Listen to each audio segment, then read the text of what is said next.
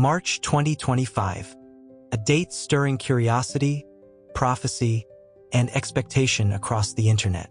A growing number of Christian and Messianic writers believe that March 2025 marks the beginning of something extraordinary. The 70th Jubilee year, a sacred cycle rooted in the Bible, stretching all the way back to 1406 BC. According to this theory, the Israelites entered the Promised Land in 1406 BC. Now, if you divide the 3,430 years from then to 2025 by 49, the number of years in a biblical Jubilee cycle, you land at the 70th cycle.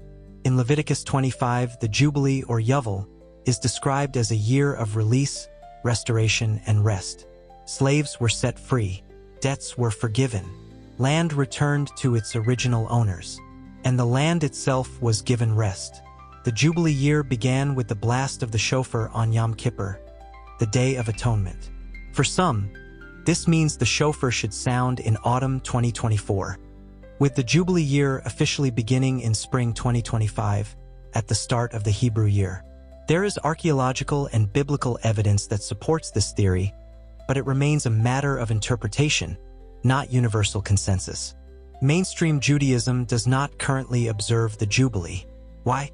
Because traditional requirements, like the presence of all 12 tribes in the land and a functioning Sanhedrin, haven't been met since the Second Temple fell over 2,000 years ago. Still, the number 70 carries powerful spiritual meaning throughout Scripture.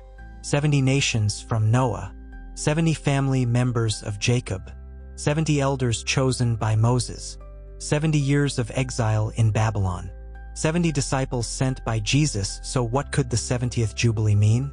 To many, it represents a prophetic climax, a triple amplified symbol of restoration, 7-7-10, freedom, return, renewal, not just for one people but for all creation. While not everyone agrees on the date, or whether it will be observed, the 70th Jubilee stirs hearts with its timeless message,